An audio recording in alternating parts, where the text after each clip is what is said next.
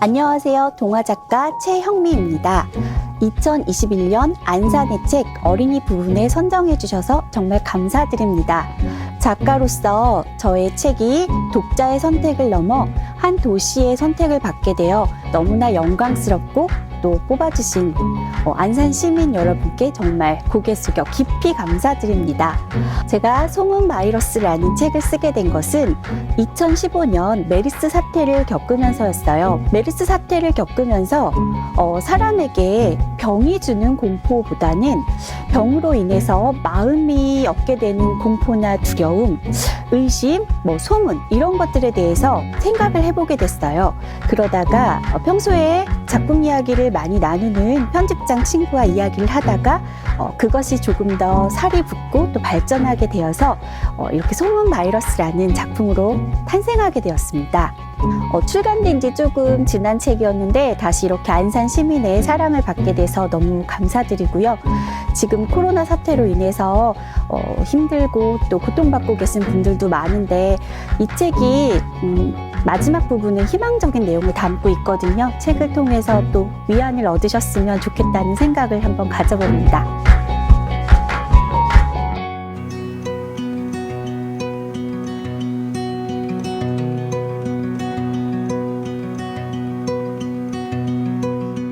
심경이 복잡하다는 게 정말 맞는 표현인 것 같아요. 한 도시의 책으로 선정이 됐다는 건 되게 기쁘고 감사한 일인데 그 어떤 사회적 상황 속 때문에 또 제 책이 다시 주목을 받게 된 거라서 제가 이 책을 쓰게 된 거는 진짜 메르스 사태를 겪으면서였어요.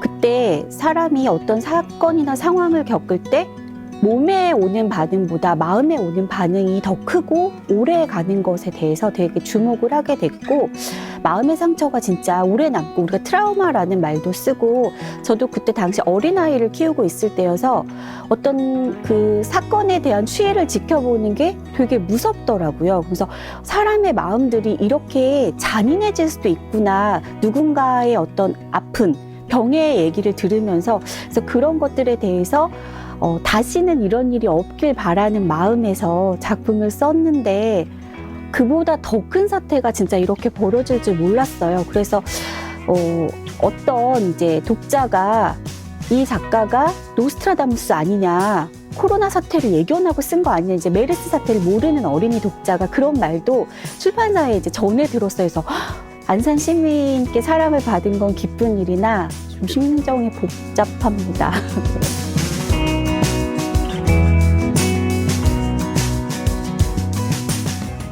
앞서 말씀드린 것처럼 어떤 사건이나 상황이 벌어지면 몸에 오는 반응보다 마음에 오는 반응이 더 길고 그리고 잠복해 있다가 어떤 불시에 다시 터져나오기도 하고 이렇잖아요. 그래서 제가 대학 때도 심리학과 수업을 되게 자주 들을 정도로 사람의 마음에 대해 관심이 많았거든요. 그래서 이후로 이제 감정에 관한 책들을 많이 쓰기도 했는데 어떤 질병을 겪으면서도 마음에 대한 게 되게 중요한 것 같은 거예요. 우리가 아는 병을 겪을 때는 대처할 수 있으니까 덜 아픈 것 같고 덜 괴로운 것 같은데 모르는 병을 내가 걸리게 되면 그러니까 불치병, 모르는 병 이런 병에 걸리게 되면 되게 무섭잖아요. 신종플루 때도 사실 되게 무서웠잖아요. 그런 것처럼 어떠한 사건으로 인해서 잘 알지 못하는 명확하지 않은 그런 사건으로 인해서 사람들의 마음이 조금씩 붕괴되어 가는 그런 얘기를 쓰고 싶었어요.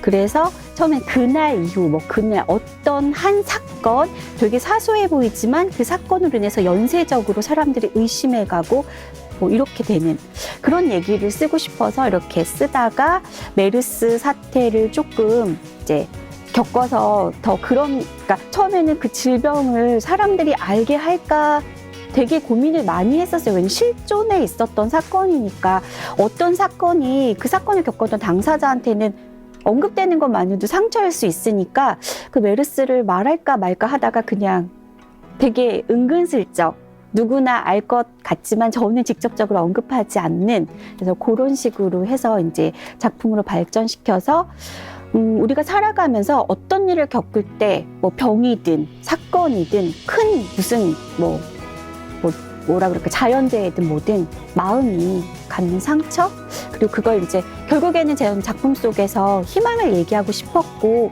그래서 좀 해피엔딩으로 결말을 맺긴 했죠. 그래서 그런 과정을 통해서 작품이 만들어졌습니다.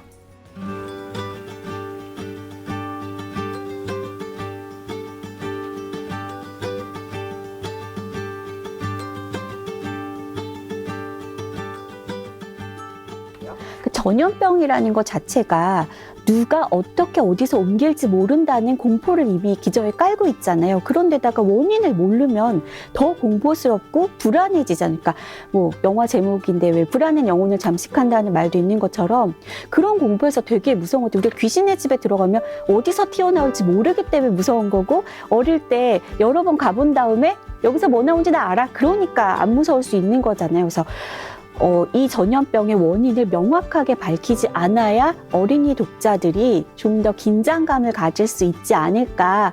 그래야 좀 더 고민도 많아지고 그 몰입도도 더 높아질 것 같아서 이렇게 마치 떡밥을 던지듯이 이런 것 때문이 아닐까 이렇게만 얘기하고 명확한 원인은 밝히지 않았어요. 그리고 이제 많이 저도 그 질문을 받기는 했어요. 왜 들꽃이냐. 말씀하신 것처럼 들꽃에 대한 이미지가 이제 여러 개가 있잖아요. 저는 들꽃이 주는 강인함, 그다음에 뭐 또 생명력 이런 것도 생각을 했고 우선 접근성이 되게 좋잖아요. 의심하지 않고 그리고 이제 학교 교과 과정 중에 아이들이 식물을 관찰하는 것이 있기 때문에 의심 없이 쉽게 식물을 관찰하러 갔다 만지거나 먹을 수 있고 그리고 이제 여기서 보면 어떤 특별한 치료가 없어도 아이들이 낫긴 낫거든요. 그게 또 들꽃이 주는 생명력 아닌가. 이 들꽃 친구들이 누가 돌봐주거나 이러지 않아도 때가 되면 꽃이 피고 또 저물고 뭐 병이 들기도 하고 이런데 스스로 또 다시 살아나는 것처럼 들꽃으로 인해서 병이 이렇게 옮겨지는 것처럼 묘사가 되기는 하는데 들꽃처럼 다시 강하게 또 이겨내는 그런 의미였으면 좋겠다 해서 그때 들꽃으로 선택을 했었어요.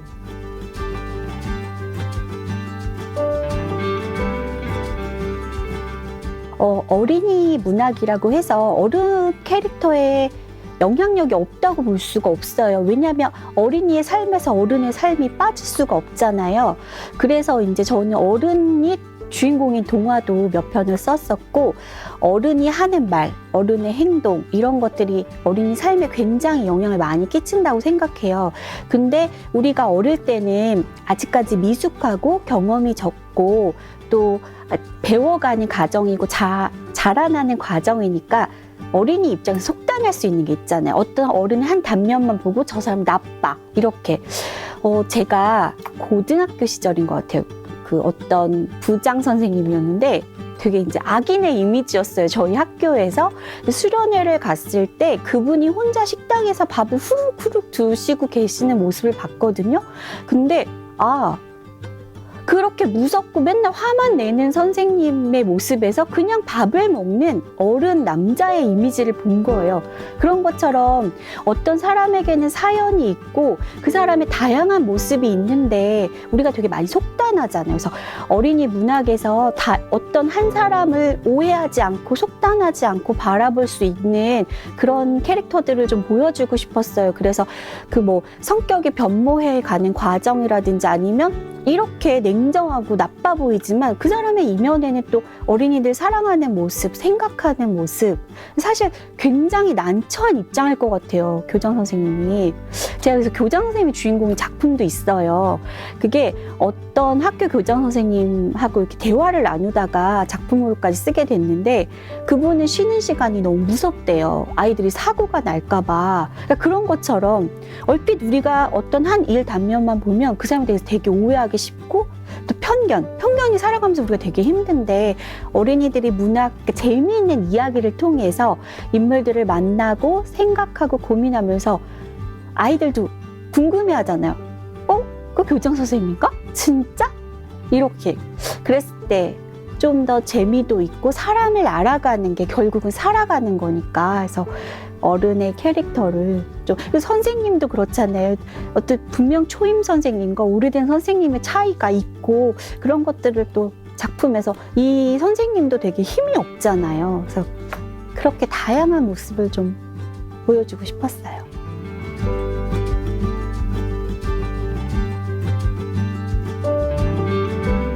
그 소문 바이러스 속에 5명의 친구들이 나와요. 우리가 흔히 볼 수 있는 친구들인데, 정은이 같은 경우는 요즘 아이들이 SNS 좋아하는, 정말 아픈 상황에서도 SNS에 자기 삶을 보고하고 뭐 그런 모습들. 그리고 여기 친구들이 이제 다들 그렇잖아요. 요즘 아이들이니까. 그래서 그 아이들을 가지고 이야기를 더 써보고 싶었어요. 그러던 찰나에 저는 행운에 대해서 고민을 좀 많이 해봤었어요. 그게 저도 아이를 키우는 엄마니까 아이의 성장 과정을 보면서 되게 많은 깨달음을 얻는데, 인형 뽑기가 다시 재유행이 했을 때 저희 아이가 인형 뽑기에 되게 빠져들었었거든요. 그래서 그걸 보면서 우리가 행운이라고 생각하는 게 무엇일까? 그 적은 돈을 들여서 뭔가 그 돈보다 더 큰 것을 얻었을 때 그걸 행운이라고 생각하면서 좋아하는데, 저는 아이가 그 인형을 뽑기 위해서 노력하는 걸 생각했거든요. 그리고 아이한테도 그 얘기를 했어요. 엄마가 생각하기에 진짜 행운은 내가 노력한 만큼의 결과가 나오는 게 그게 진짜 행운이 아닐까? 이런 생각. 근데 여기 소문 바이러스에서 재훈이가 첫 번째로 병에 걸려요. 그러니까 우리가 어떤 일에 있어서는 넘버링을 할 때 첫 번째가 좋은 의미일 수도 있지만 나쁜 의미일 수도 있거든요. 첫 번째 확진자는 사실 좋은 의미가 아니잖아요. 그래서 이 친구를 가지고 운, 행운, 요행 이런 이야기를 해보고 싶어서 행운 바이러스를 썼었거든요. 사실 세 번째 건을 생각했었어요. 그래서 첫사랑 바이러스라는 작품을 생각했었거든요. 그래서 이 5명의 친구들 중에 이제 제가 생각한 몇몇의 친구를 커플로 만들어서 사랑에 대한 이야기를 하고 싶었는데, 바이러스가 이제 2019년 말에 다시 코로나로 인해서 사람들에게 너무 필요할 것 같다는 생각도 들고, 사랑과 바이러스를 연결시키는 것이 그닥 좋을 것 같지는 않다는 생각이 들었고, 저 작품을 쓸 때 이 출판사 편집장 친구의 어떤 조언이나 얘기, 충고 이런 거 되게 많이 듣고 의지를 많이 하는 편이거든요. 그래서 사랑과 바이러스는 연결시키지 않는 게 좋겠다 해서 이제 다른 작품으로 벌써 썼어요. 그래서 곧 출간이 될 거고요. 바이러스는 그렇게 소문 바이러스, 행운 바이러스로 끝내게 됐습니다. 네.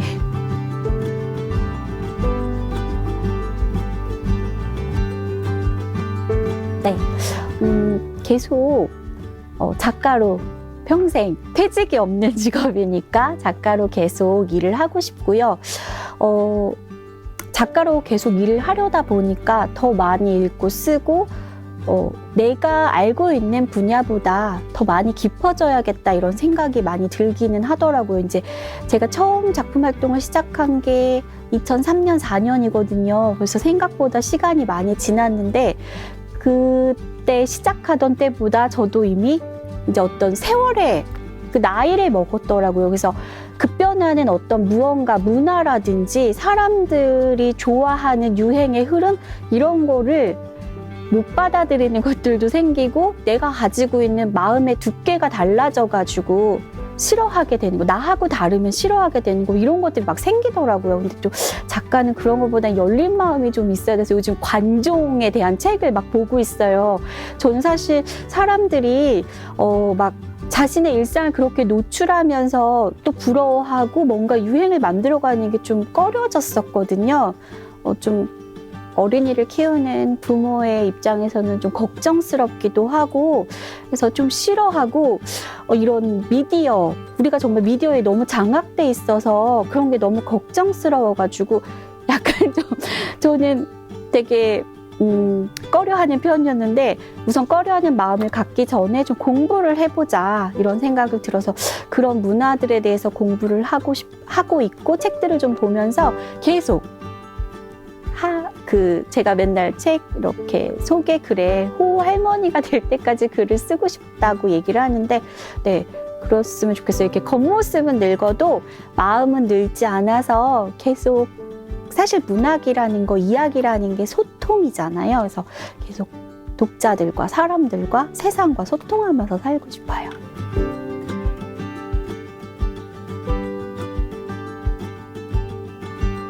저희가 문학을 전공한다고 했을 때만 해도 벌써 그때 당시 몇십 년 전에도 문학은 죽었다, 힘을 잃었다 이런 얘기를 했어요.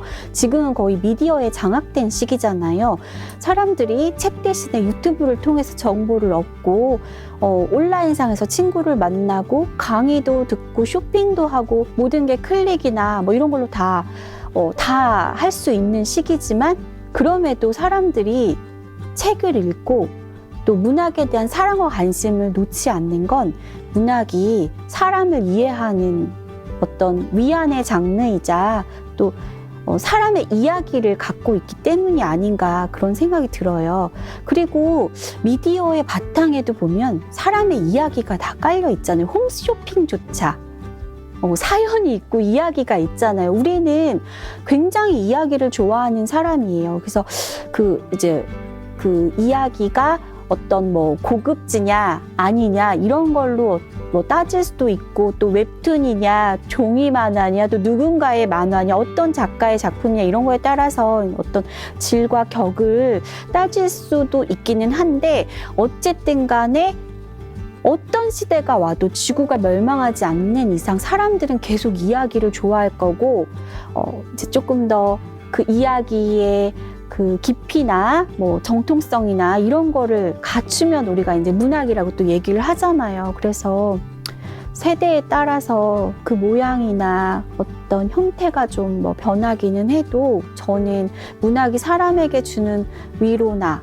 희망, 다른 사람을 또 들여다보는 기회를 주는 거기 때문에 그리고 코로나 시기에 사람들이 그래도 의외로 더 책을 많이 봤다고 해요. 그래서 저는 진짜 문학은 없어지지 않을 거고 누군가에게는 또 어떤 도전이 되기도 하잖아요.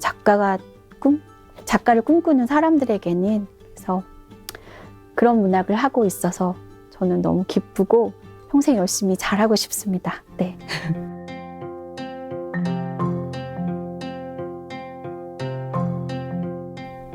저는 책이 목적성을 가지는 순간부터 흥미를 떨어뜨리게 되는 것 같아요. 이 책을 읽어야 공부를 잘한다. 이 책을 읽어야 좋은 대학에 간다. 이 책 정도는 읽어야 좀 괜찮은 사람이지. 이런 걸 벗고 내려놔야 책이 정말 진정성 있게 다가오는 게 아닌가. 책은 정말 우리에게 즐거움을 주는 도구고 쾌락의 도구라고 생각해야 되는 것 같아요. 그래야 미디어나 다른 것에 뺏기지 않죠. 다른 것들이 너무 자극적이고 내가 노력을 들이지 않아도 재미를 그냥 주는데 책은 사실 내가 혼자 생각하고 곱씹고 또 오롯이 내 혼자 읽어내야 되는 거잖아요. 그러다 보니까 조금 점점 멀어지는 것 같은데 집에서 이제 어린이 친구들이 책을 읽기 싫어하면 분위기를 만들어주는 게 되게 중요한 것 같아요. 그래서 같이 책을 읽는 시간. 근데 공부를 할 때도 그렇고 어떤 일을 할 때 저는 되게 의욕적으로 많이 하려고 하니까 거창하게 하려고 하니까 오래 못 가고 실패하는 것 같아요. 그래서 제가 늘 하는 말인데 낙숫물이 바위 뚫는다고 하루에 한 장씩 매일 읽으면 그게 되게 큰 힘이 되는데 하루에 한 몇십 장 읽고 안 읽고 그런 생각나면 또 이러면 진짜 독서가 되지 않잖아요. 그래서 목표를 조금씩 세워서 매일 한 장씩 같은 시간에 아니면 엄마, 아빠, 아이 모두 다 같이 이런 가족의 독서 시간을 가지면 좋지 않을까 그런 생각도 갖고 또 낭독이 주는 즐거움이 되게 크다고 생각해요. 사실 어떤 문장을 오롯이 읽어나가는 서로의 목소리를 가족이 들은 적이 별로 없을 수도 있거든요. 그래서 가족끼리 낭독하는 시간을 갖는 거, 그러니까 좋아하는 구절을 낭독하는 시간을 갖는다든지 아니면은 릴레이 낭독을 권하거든요. 저는 아빠가 읽다가 틀리면 엄마가 읽고 엄마가 읽다 틀리면 아이가 읽고 이런 시간들 그런 것도 좋고 또 저는 이제 아이랑 책을 읽으면서 같이 좀 놀았죠.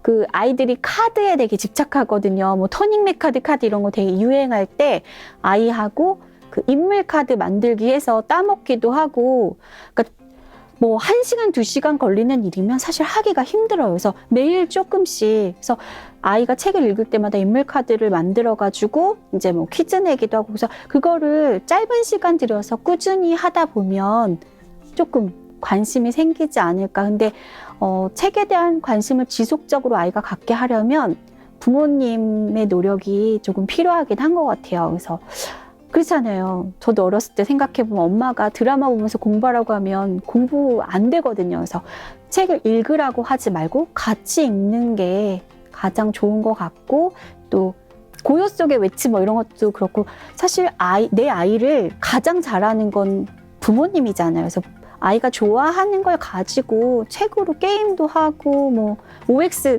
저는 나무젓가락에 삼각형 깃발 달아서 OX 퀴즈 이런 거 집에서 좀 하고 그랬었거든요. 그래서 또 한참 사춘기 지나고 미디어에 빠져드는 시기가 오게 마련이잖아요. 그래도 하루에 한쪽은 읽게 만들려면 이런 약속과, 우리가 아무리 바빠도 밥은 먹는 것처럼 그런 노력들이 좀 필요한 것 같아요. 그러니까 뭐 집에 책이 많이 준비되어 있지 않으면 도서관에 와서 한 테이블에서 가족이 같이 책을 읽고 가는 모습, 네, 좋을 것 같아요.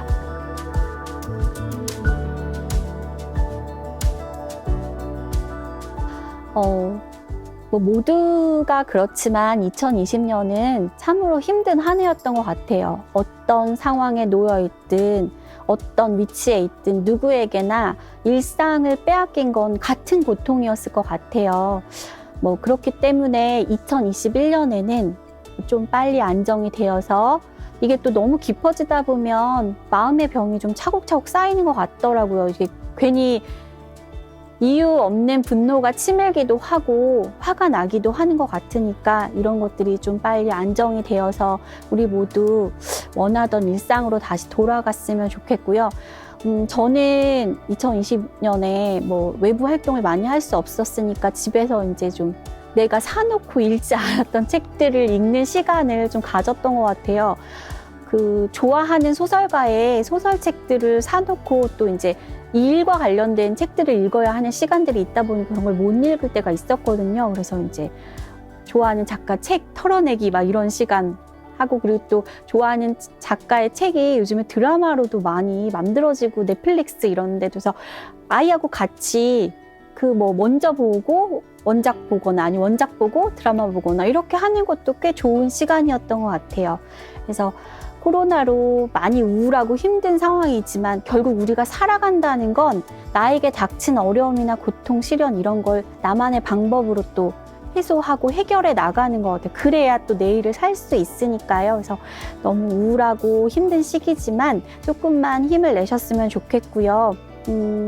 책이 주는 위로가 생각보다 큰 것 같아요. 그래서 다른 방법 찾지 마시고 요즘에 도서관에서 책 빌릴 수 있으니까 이렇게 도서관 찾으시고, 또 안산의 책으로 선정된 만큼 또 안산 시민들하고 책에 대해서 나눌 수 있는 기회들이 많아질 것 같아요. 그때 정말 시기는 좀 어둡고 우울하지만 그럼에도 불구하고 우리는 좀 희망차고 행복한 모습으로 만나 뵀으면 좋겠습니다.